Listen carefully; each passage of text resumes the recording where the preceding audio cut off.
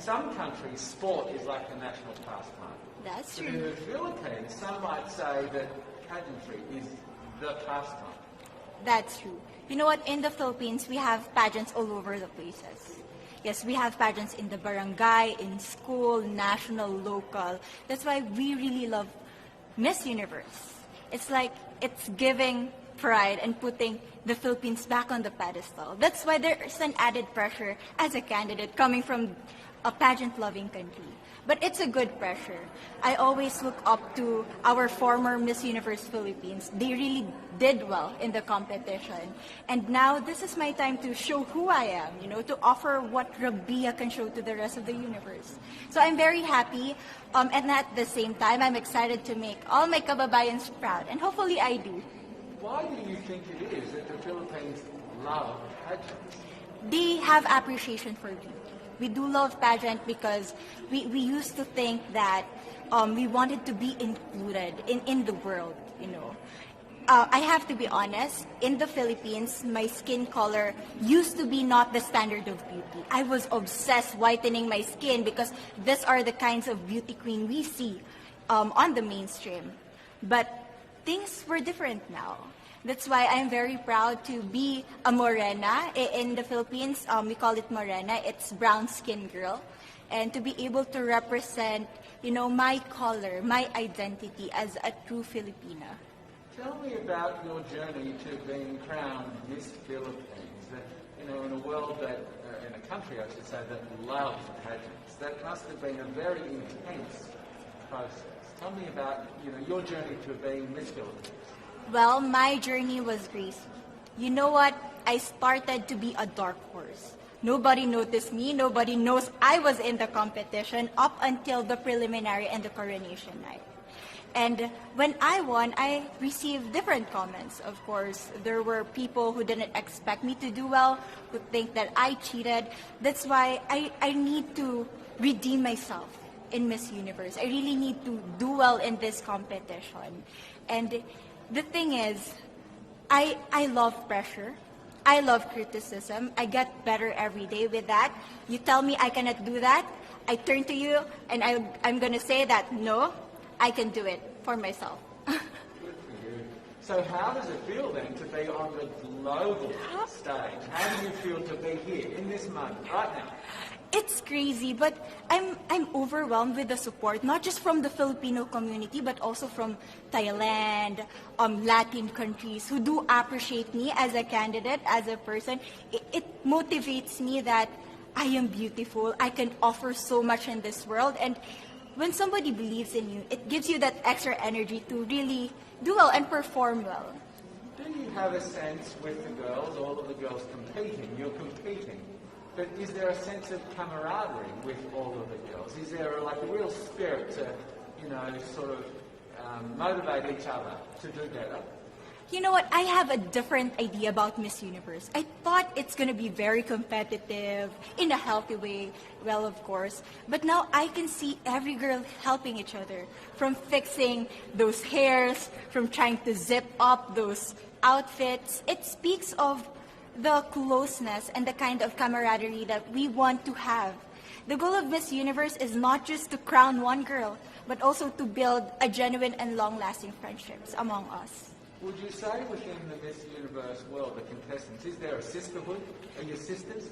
There is sisterhood. I can say I was able to talk to different representatives from different backgrounds, different cultures. And despite our differences, there's so much to be highlighted in what binds us together. And that is because we want to empower women. We want to have our advocacies. We want to speak for the things that we love. And that's a celebration of women and the beauty that we have. So coming out of this week, obviously you would love to be crowned Miss Universe. Of course. And that would be wonderful, of course, for any of you. But what else will you take out of this week? What do you think you'll feel at the end of this week, regardless of the result? How will you be a different person? It's the growth and the development that I was able to have during preparing for this dream. I will be honest, there was a moment that I lost my identity. because I was put under pressure. I was in that position in which I feel like I'm not good enough. I'm not a good representative of my country, but I was able to bounce back stronger. And if I was able to do that for Miss Universe, I will be able to do that in life. That is my greatest takeaway from Miss Universe. Okay, so the Philippines have a huge amount of fans. Yes. I want you to give us a little bit of a message to the fans here and at home. But send a message. What would you say to all the fans in the Philippines? To all my fans from the Philippines and from all over the world, maraming salamat po. Thank you so much for loving me and for believing in me. It means a lot to somebody who is so naive in this industry, who has no idea how to become a beauty queen on the first day of my journey. But because of your love and support, I was able to be the woman that I am today. And regardless of the result, I may or I may not win the crown, but one thing is for sure, I'm gonna make you all proud. You know, when I was a young girl, I used to watch Miss Universe on the television, and I thought, it's so far, it's so big, I can never get there. But to actually be here right now, knowing that in just a couple of days I'll be on that stage, whew, I'm just so incredibly happy, and to be representing for my home country, Thailand. I'm in awe, I'm in shock, and it's the best feeling in the world. I'm so blessed to be here. And I cannot wait to be on that stage and really perform and make my country proud.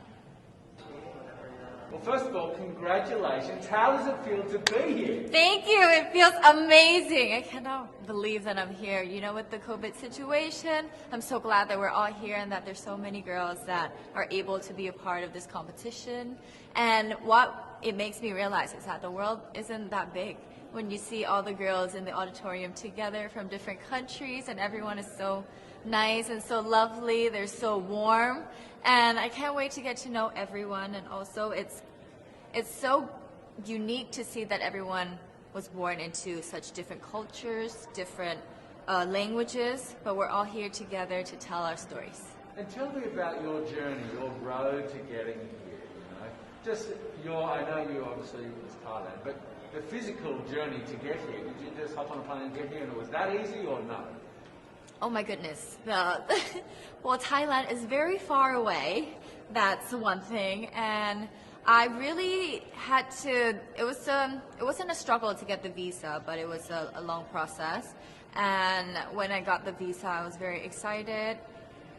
But the journey here, the physical journey, if you can believe it, it was more than 30 hours, all the way from Thailand, yes. So I had to make a stop at Istanbul, and the layover was 8 hours there.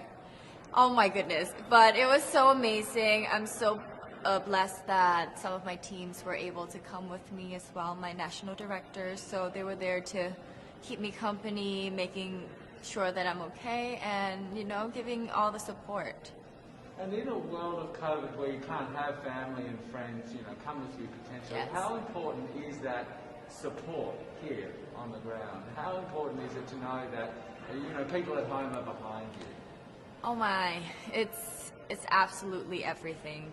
Knowing that you've got that support, it is the motivation that keeps me going every day. Every time I see a message online and they're saying that they're supporting Thailand, and you know, it's so nice to see the nation coming together to support their candidate, to support their representative, and it's just how a country thrives. Because we cannot thrive alone, we have to move forward together. Yeah. So I believe, though, that there are some super fans that did make it here. Can you tell me about those super fans that are just out there? Oh, they are so amazing. Every time I come down, they would be screaming, Thailand, Thailand, Thailand. We came down here at 7:30 in the morning and they're already there. I think they're camping out there. But they've been so supportive, and I actually know quite a few of them. Some of them are big YouTubers in Thailand and flew all the way here just for the competition. But you know, pageantry is so big in my home country, and it's almost like a national sport. So the whole country gets behind it. They're very supportive, you know, and they're just right behind you. And I just want to say thank you to them for being here. I know that not a lot of people were able to be here, but I want to say thank you because every time I walk down and I hear Thailand, it makes me smile. It puts a smile on my face, and it makes me want to make my day better. I want to go better, and I want to go in with 100% to do whatever it takes. Wonderful. One last question, a couple last questions. How has it been on the ground? How has the week sort of been unfolding? What is your day-to-day like? Give your fans at home and give our viewers a sense of what it's like.